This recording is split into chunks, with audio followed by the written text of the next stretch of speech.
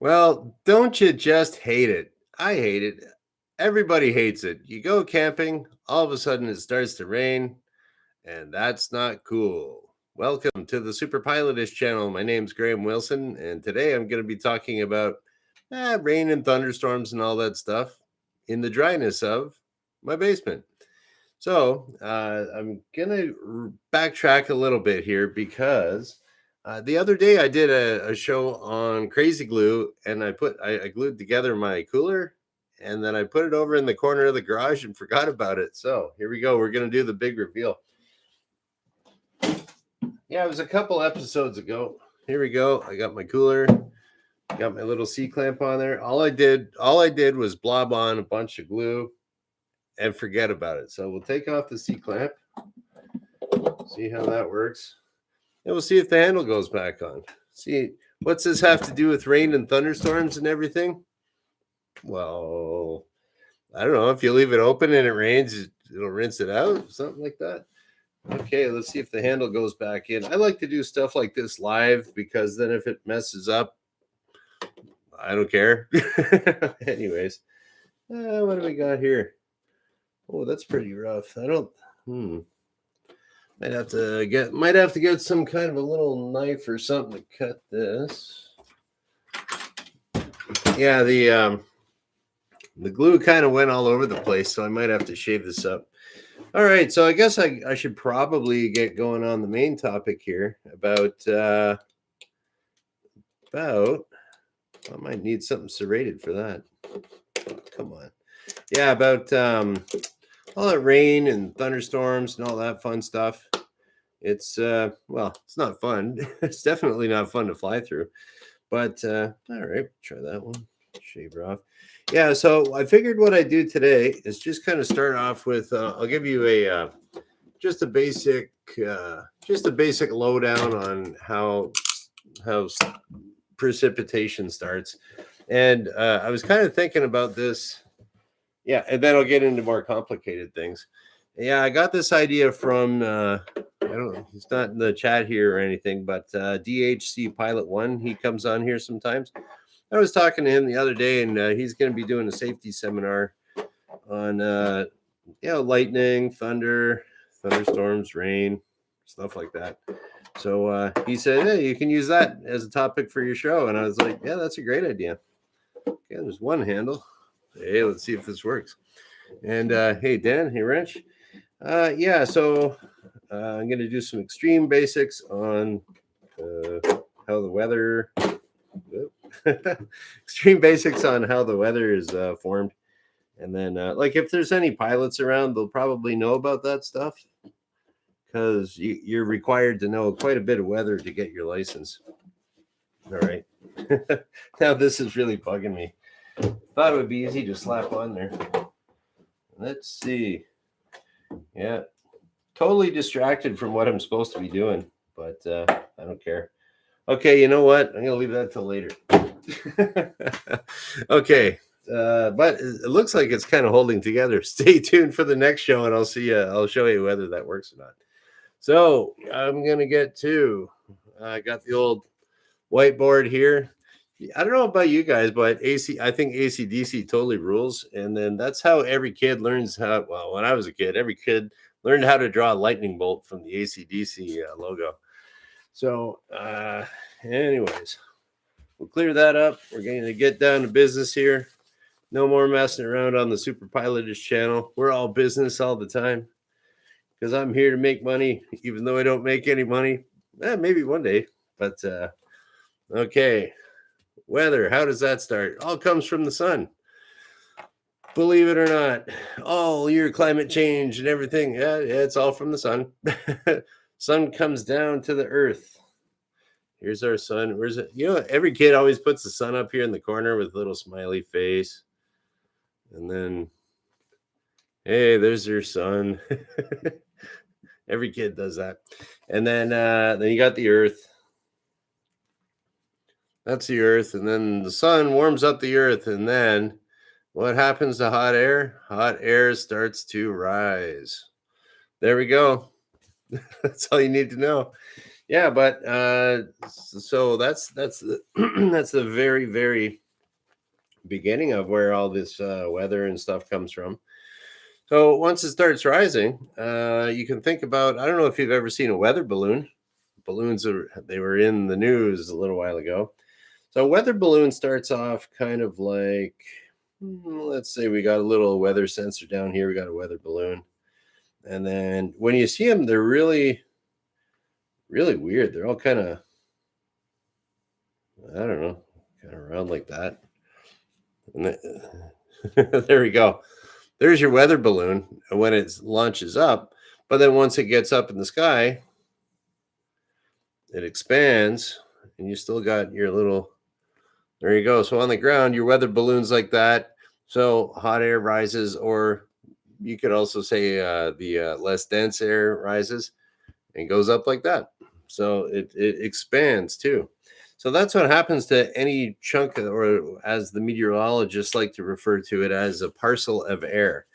So you can think about, if you ever see on a weather map or anything like that, you see H for a high pressure system and L for a low pressure system. And you're going to have,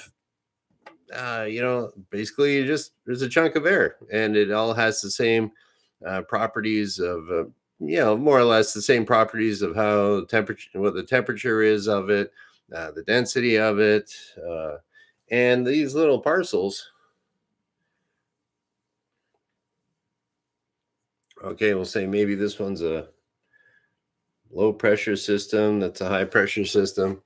There we go. And they can move. Right now we got a high, what do we got here?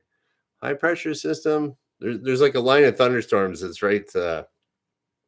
Well, like, so there's a it's a warm air mass that I'm in Windsor right now. And just about 20 miles over there across the Detroit River, there's a cold air mass.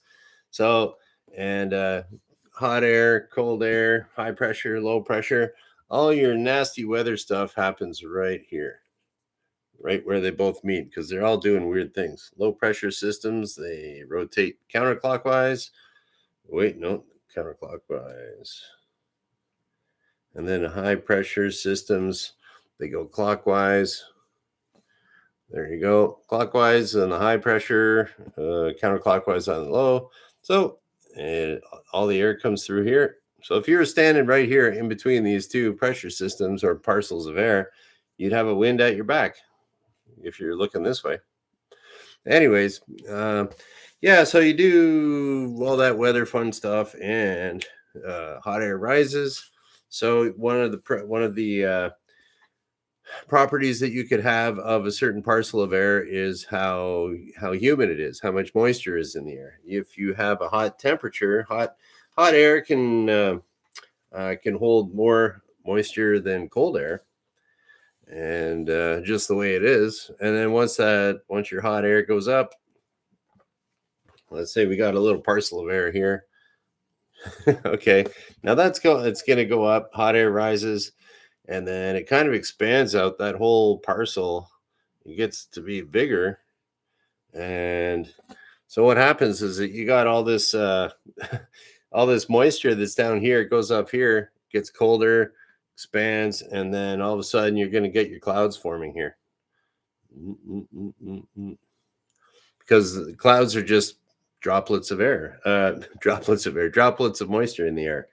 Then if you have that going really fast, and this is getting even bigger, then you have even more clouds, more rain, then you got yourself a thunderstorm. So I don't know, the ultimate thunderstorm, if you ever see it, like big ones that are usually out west or anywhere Midwestern United States, they get some pretty big thunderstorms. You don't really get them so much. Your big thunderstorms out in, well, I guess you could get them out on the ocean and stuff. But during the summertime, you get them because you get all the flat prairie lands.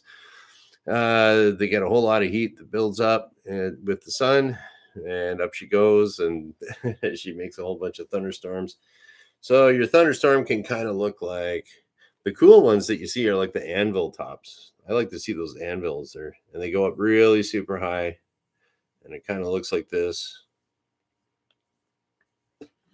There you go. There's your other thunderstorm. So what happens there is that it builds up, so it gets so hot here, it comes up here so fast. releases all kinds of moisture and everything. Then it catches like a high level kind of jet stream or a some faster wind and just kind of blows it that way. So if you're downwind from here, you could start getting hail all the way down here in your little house. Got to watch out for that. So yeah, so that's how your thunderstorms are created. It's basically something really hot going up really fast, going up really high. The higher it goes up in the air, the more violent your thunderstorm's going to be. And or the biggest difference in temperature between two weather systems, like you can have some frontal weather there and it's worse if you got really cold and really hot together. So, okay. And Vanessa Kitty, hi, thanks for popping in. Okay, the other thing I was going to talk to you about is tornadoes. So this is kind of tornado season-ish. Super pilot-ish. Yeah, it's let's see here. So tornadoes, there's it's basically kind of the same thing as they form it's kind of like a thunderstorm. I don't know if I can do this orthographically. No, I don't think I'm not good enough for that. But okay, so we got this okay. I've seen it formed a few different ways. So you could have something kind of rolling. You could have maybe there's a hill here, the wind's blowing this way. Maybe a really strong wind starts blowing, and you got this little roll, and now you got some heated air over here. Okay, that's supposed to be hot. And that little roll turns into, it's got this kind of rolling action to it, lifts up, and then it kind of turns into a roll going this way. And it's got all kinds of energy and everything. And then it gets fed. You still have all your updrafts going like that. But now it's kind of like if you got your sink and you're putting the water down the sink, it doesn't do unless there's some sort of acceleration on that water, it'll just kind of go in on its own. But there's always just a little bit from whether you take your hand out or the little bit of an angle that's coming off the tap. Contrary to popular belief, it's not like the water goes a different direction in the southern hemisphere, northern hemisphere. That's true for this was told to me by a buddy of mine that's a meteorologist actually. And he was studying this. It was funny. We were at this party, and so we were thinking, oh, we're all we're pilots and stuff like that. And this guy was taking meteorology, just getting really into it at the university. And then he's like, no, it's like if you got like big air masses, yeah, that'll go clockwise, counterclockwise, northern hemisphere, southern hemisphere. Yeah, that works for that. But and that does have to do with the Earth's rotation, but the Earth's rotation doesn't affect like if you got the water in the sink. And we're sitting there having beers in the kitchen, and they're like, "No way, man! I don't believe you, man." So, anyways, we get over there. There's like some dishes in the sink. Okay, we kind of pull them out. We get the sink, and all the guys we're like, "Okay, make it go one way." And so we get the tap going. And then it's going, okay, get it clockwise. Okay, yeah. Okay, now make it go clockwise. And we're sitting here. And then and then we're like, whoa, yeah, it does. It can go either way, depending on how if you accelerate it clockwise or counterclockwise. And then the girl that owned the house, she came over and she said, oh, that's so nice. You guys are doing my dishes. And we're like, no, we're just seeing which way the water goes down the sink. So anyways, yeah, that was a fun party. But anyways, what was I talking about? Clockwise. Yeah. So as soon as you get like a little bit of acceleration on this tornado and you got the updrafts, it'll just kind of feed it and you'll get more violent tornadoes. So that's one way of a tornado starting. Or all it takes is basically an updraft with some sort of it could be a geological what would you call that? Factor or a little, something it's curving up this way in a valley, up it goes, or it could be a difference of pressure or temperature somewhere where it just gets that bit of that swirl going, and then up she goes. So that's the way you go for your tornadoes. Okay, now lightning. Now here's another cool thing. I stumbled across this website. I put it in a link in the description to this. It was a website from a newsletter from Boeing, and it was really eye opening for me. I because I figured I'll do a little quick Google search on this and say a little bit about lightning strikes on airplanes because I've never had a lightning strike on any little airplane that I fly or have flown, and then. I don't know, just haven't really heard about it. It's pretty rare that lightning strikes actually occur. I haven't really run into a lot of pilots that their planes have gotten hit, but it does happen. And so the really cool thing that I didn't know, and I always thought you could be, if you're playing golf or something like that, oh, here comes the thunderstorm when the golfer gets smoked by a lightning bolt. But for airplanes, I didn't know it, but yes, Wrench, I have not been thunderstruck. That's I think that's why I got that ACDC thing. Like I put that on my little card or my little opening there because thunder. That's a great tune. Yeah. So, anyways, thunderstruck, lightning struck. Here we go. And so, what they were saying in this article was that 96% of lightning strikes on airplanes happen when the airplane is in cloud. Now that's something at 96%. That's really, really high. So I always thought if I was flying my airplane around, okay, let's just stay away from the thunderstorms. Don't know exactly how far to stay, but yeah, stay away from them. And so not really. I thought maybe, there's electronic equipment on board the airplane. There's they all have electrical systems, or most of them do. So is that going to be like a magnet and it's going to just suck the lightning bolt over the airplane? And generally, no, it doesn't, statistically. And it was, they were saying in the article, 96% of airplanes, if they have a lightning strike, it happens in cloud, and 3% happens if you're under cloud. So if you're not directly under a cloud, you're not in the cloud, and you're anywhere around thunderstorms, if there is going to be a lightning strike, like it's only 1% chance if it is there, So that's that's pretty good and a good idea why you shouldn't be flying through thunderstorms, unless a lot of airplanes can do that. But I'm going to show you. It was okay, thunderstorm. Yeah. Oh, and that was another thing too. I'll just bring out my the KD-12X. Ta-da! Here's my airplane for my demonstration. And I also didn't know, but after reading this article, it was like you usually think of the lightning bolt, you think it just zaps, like if you're walking across the carpet or something, you reach the doorknob and you get the zap. But the actual lightning bolt, it lasts a little bit of time. There's quite a bit of juice getting transferred there, so it could be for a fraction of a second. And if you have an airplane like a jet or something like that that goes pretty fast, if it's coming along and it's getting hit by lightning, it actually kind of flies through the lightning a little bit. It could be for a section. And if you look at damage on airplanes, it's got like a little. It usually happens at the radome at the begin. If it's a big jet, where the radar is, the nose of the plane, or and then it kind of goes through the plane and like it'll exit at the wingtip or exit out through the tail.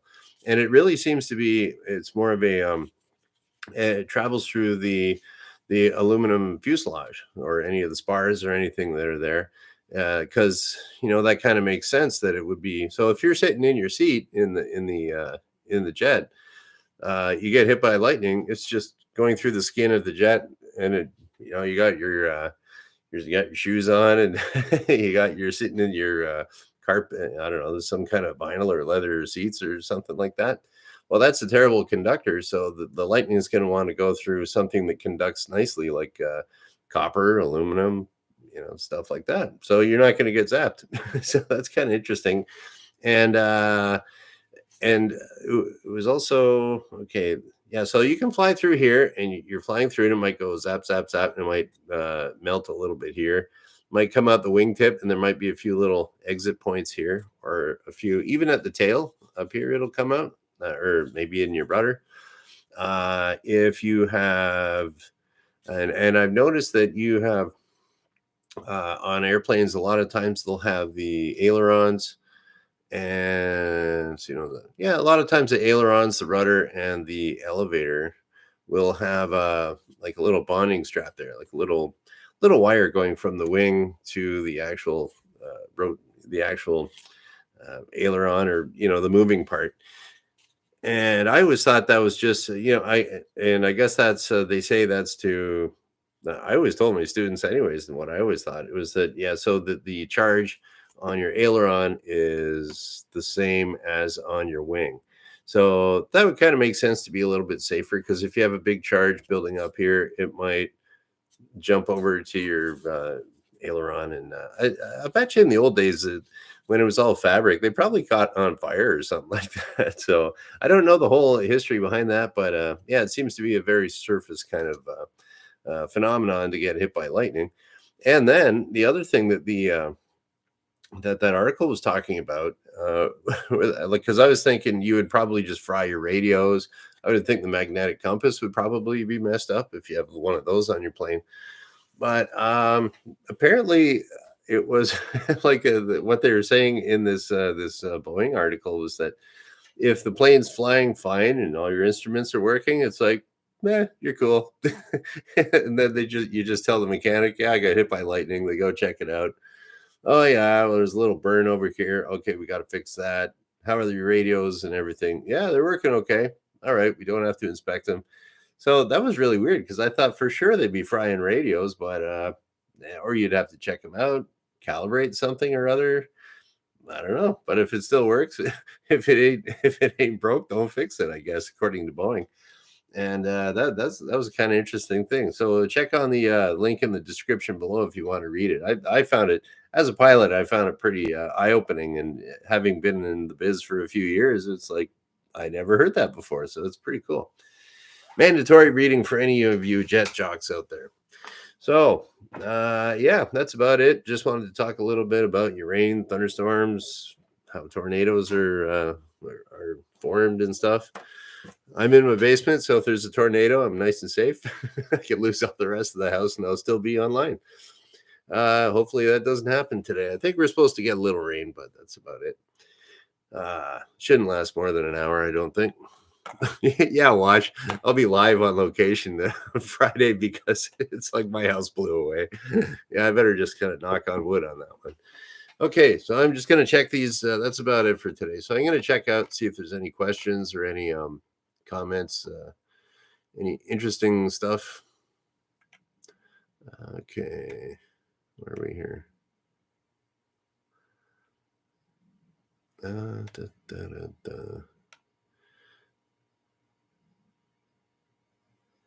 Okay, so I don't see. Okay, the only question there was, have you ever been thunderstruck? Okay, I think I answered that. Okay.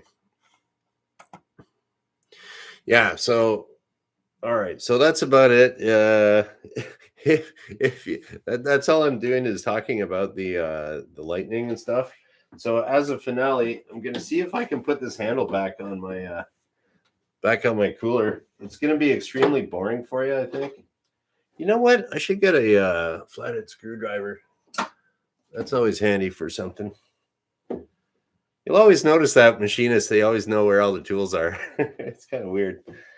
I don't know if it's some kind of OCD or whatever it is, but it's kind of like, if you are a machinist, you got to be really organized to be a machinist, to make very precise things, and it just kind of gets into your psyche, I think, a little bit.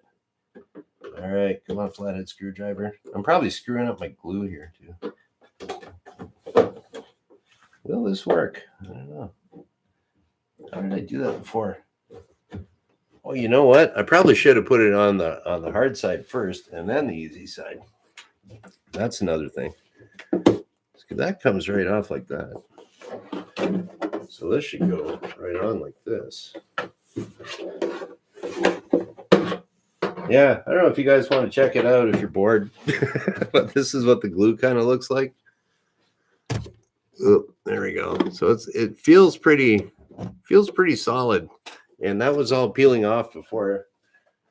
If you want to take a trip back in history and check out my crazy glue, crazy glue episode, maybe we should just go right under.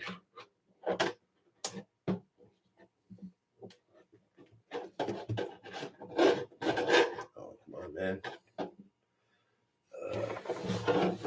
Well, that's not happening. You guys can leave. You guys can leave if you want. That's I won't hold that against you. Because now I'm just doing chores around the house and it's boring. Okay.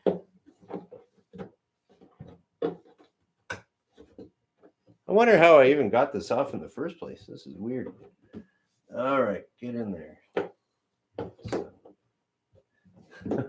Okay, if I wasn't live, I'd be starting to swear about now. But squish that, bend this, flop that. Oh, I think I'm breaking it. I don't know.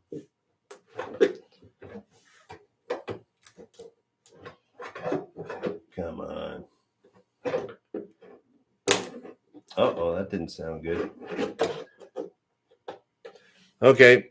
I'm going to have to whip out the profanity now, so I'll be going off air. Anyways. Okay. Yeah, so if I don't get blown away in a tornado, I'll be back on Friday because I do this Monday, Wednesday, Friday at noon Eastern, and we'll kind of shut her down. And okay, that's about it. Thanks for watching. Bye.